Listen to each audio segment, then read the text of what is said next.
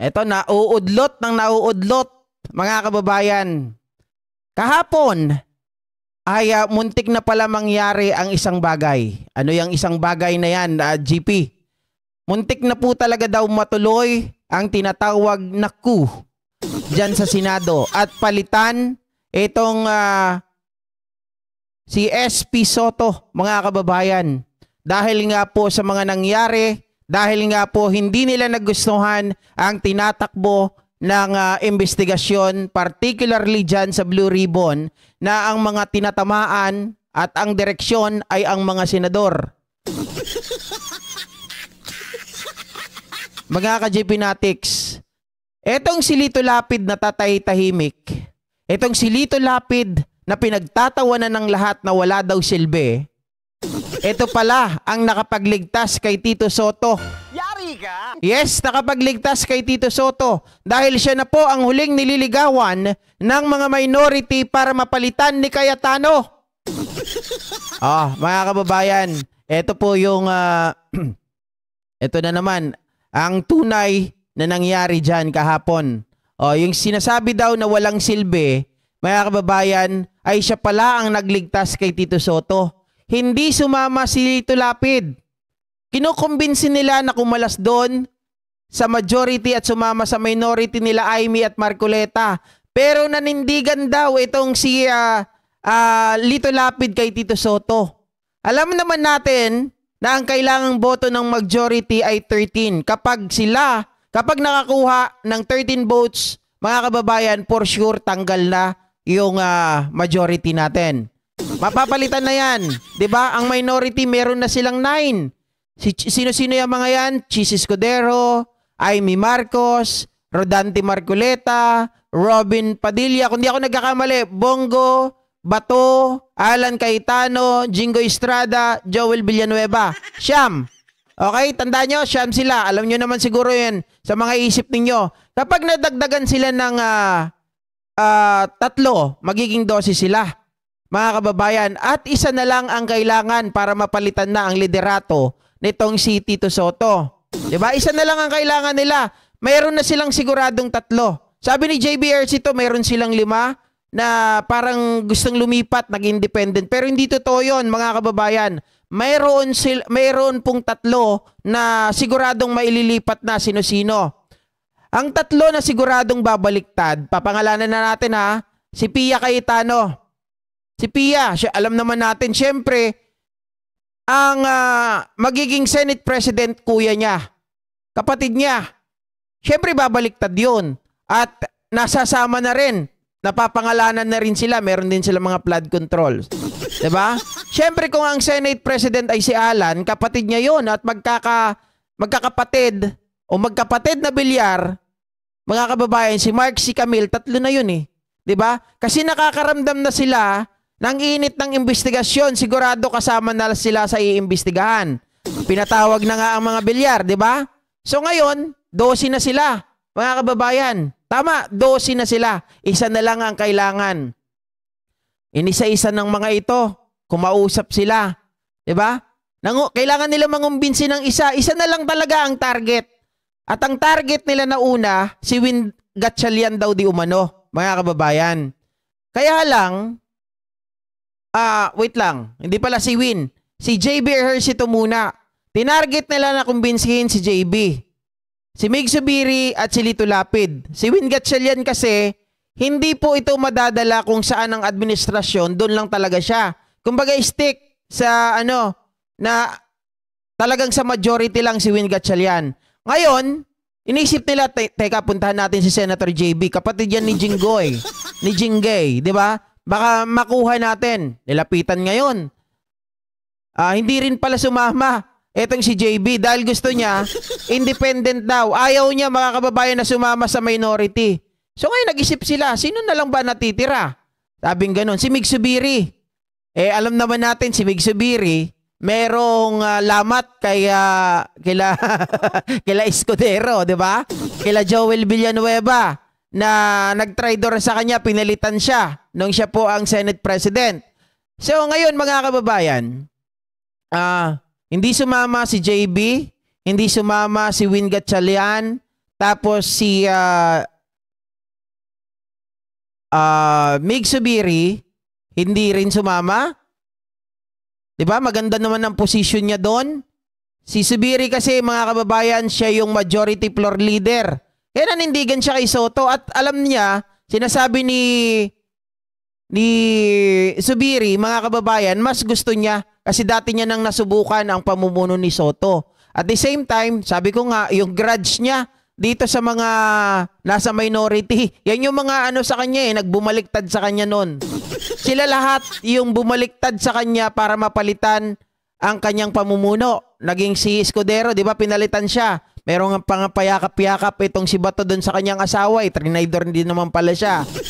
Di ba, mga kababayan? Pero pagdating sa liderato naman, yun talaga. Yun sinasabi ko, naninindigan itong si Zubiri. Kay Soto talaga siya. Pangalawa, mga kababayan, di wala nang natitira. Si Lito Lapid na lang daw. Eto, si Lito Lapid na lang ang kanilang kayang kunin. Sabi kasi nila, si Lito Lapid lang naman ang walang pangarap na maging Senate President dito. 'Di ba? Tinutuya siya ni Alan Peter Cayetano. Kaya ngayon, sabi ni Lito Lapid, "Uy, gago ka. Anong tingin mo sa akin, ha? Ganun na lang. 'Di ba, tatay-tahimik lang 'yan." Pero mga kababayan, yun pa ang nagpalagapak sa kanila. So dahil si Lito Lapid na lang ang natitira, sinubukan nilang kumbinsihin. Mga kababayan, etong si Lito Lapid, sabi niyang ganun. Gusto ko yung kung ano yung administrasyon, nandoon ako, ayaw ko sa oposisyon. Barag, mga kababayan. May paninindigan pala itong si Leon Guerrero. Tama naman na kailangan suportahan natin ang administrasyon. Pero syempre, pag mali, wag mong suportahan, di ba? Yun, mga kababayan. Kaya hindi po daw natuloy yung kudita. Nagmamakaawa na sa kanya. Sige na, pumayag ka na. Sana pumayag ka na para mapalitan na to. Pamapalitan na sila. Hindi ka ba naaawa? Hindi ka ba natatakot? Hindi ka ba kontentong ka na lang ba sa ganyan? Tatahimik ka? Wala ka bang pangarap sa buhay? Siguro mga ganun yung mga binanat ni ni Cayetano, mga ka-Gpnatics. Pumayag ka na para mapalitan na. Si Tito Soto. Di ba? Matalinong sagot ni Lapid. Yun lang, simpleng-simple lang ang sagot. Kung saan ang administrasyon, doon ako. Period. Nasira po yung pangarap, mga kababayan, ng minority na maging majority kahapon. Iyan po ang inilabas ng mga insider. Napahiya daw ito si Alan Peter Cayetano kasi upong-upo na daw to Gustong-gusto na nila talaga na pamunuan na naman ang Senado at ibalik si Marcoleta doon sa Blue Ribbon. 'Di ba? At kunin yung mga major committee chair. Mga kababayan, kung pumayag si Lito Lapid sa pagkahapon, ay sigurado na po ang pagpapalit ng Senado, ng liderato. 'Di ba? Papapalitan si Tito Soto. Kaya lang, mga kababayan, yung sinasabi nga nila na yon na walang pag-asa, na walang pangarap maging senador, yon ang bumasag sa kanila.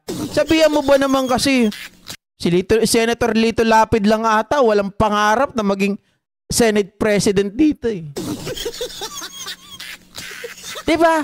Kung tutuusin, mga kababayan, yung ngiti ni Lito Lapid nun, simple lang talaga. Alam mo, yun ang gusto ko kay Lito Lapid. Mas gusto ko nga si Lito Lapid kaysa kay Bong Revilla Pagdating po sa ganito, tahimik lang. Diba? Hindi siya mahilig makipag-away. Hindi po siya mahilig na tawag dito, yung sumabay lagi doon sa mga issue, maki-epal. Hindi siya ganoon Halak. Diba? Hindi siya ganon. Kaya para siyang nasuntok sa mukha. Parang nasuntok niya sa mukha. Etong si Alan Peter Cayetano na nagmamakaawa. Sabi ni Sir Leo, anak ng boy, tahimik ka. Si the first Galing mo. Ay, may kulang pala. May kulang pala ako. Si Boy Tahimik the second. Si Marky Boy sa minority. Ay, hindi. Si Marky Boy, lilipat na nga sana yan kasi yung 2 bilyar, tapos isang Cayetano, so 12 na sila. Kaya lang hindi pwedeng 12-12 eh. 'Di ba? Pantay yun eh. Kailangan at least 13. Oh. Niligawan nila yung iba, hindi nila makuha. Si Lito Lapid, sabi nila, eto na lang, kaya nating utuin to. Diba? Hindi siya epal. Hindi katulad ni Boy Sili. Mga kababayan. Ayun. Ang nangyari, hindi po nakaupo ang mga ito. Naunsyame, mga kababayan. Iyak. Akala kasi nila, kayang-kaya nilang utuin etong si Lito Lapid. Kaya ngayon, naging hindi na Cayetano. Sabi ni Mark Rivera, Cayetanga. May dignity din minsan sa pananahimik. Diba? Hindi naman, kung sa issue lang mga kababayan, kung sa issue lang ang pag-uusapan, siguro ang pinaka walang issue dito sa kanila si Lito Lapid. Oo. Walang gaanong issue to mga ka-GPnatics. At saka yung ikinaso sa kanya dati, yung sinasama yung kanyang pangalan, wala rin naman. Wala rin napatunayan. Oo. Kaya ang maganda rito, wala silang napalitan. 'Di ba? Kahit pala sabi kahapon, kahit na si Lacson ay umalis, 'di ba? Sabi nga nila, King's Gambit para hindi maalis si Tito Soto, mga kababayan. Hindi pa raw 'yun ang naging finalization nila. Na talagang gusto nilang ialis din si Tito Soto sa upuan. 'Di ba? I-unseat nila. Ang problema, si Lito Lapid, hindi nila makuha. Na-issue lang sa Pogo. Wala naman yung sa Pogo, na-issue niya. Hindi naman napatunayan, si lang dun si Kausing. si Kausing lang. Wala, nabasag din naman si Kausing di ba? Hindi nila nauto si Leon Guerrero. Dapat pinainan nila chicks. Di ba? Dapat pinainan nila chicks. Kung binigyan nyo siguro ng chicks yan, baka pwede pa. Pero may balita dyan kay Lito Lapid, ta si Lorna daw. Lorna Tolentino. Diba? BFF di Tanggol yan si Leon. Ayun yan ang kwento dyan mga kababayan. Yung kasimpleng-simple, nakatikim si Cayetano ng bagsik ni Leon Guerrero. Yung tahimik pala, yun ang mabagsik. Di ba, alam naman natin si Leon Guerrero, mga kababayan, ang kanyang tema ng kanyang mga pelikula, tahimik lang siya, di ba? Tahimik lang siya. Kapag wala siyang maskara, hindi po siya umaatake, hindi siya sumusugod. Kapag siya po ay kinakante, okay lang sa kanya, ganun, di ba? Pero kapag nakamaskara na si Leon Guerrero, mga kababayan, ayan, sigurado gagamitan kanya ng isang ganun, Tapos yung bala ng baril na nahahati sa dalawa. In-interview kanina si Lapid at sabi niya matagal na daw silang magkasama ni Tito Sen sa Senado kaya nire-respeto niya. I agree. Mga kababayan, ganyan din yung sinasabi ni Subiri. 'Di ba? Matagal nasubukan na nila etong si Tito Soto, wala pong gulo. Mga kababayan, hindi po yung kagaya ng iba na improper yung decorum.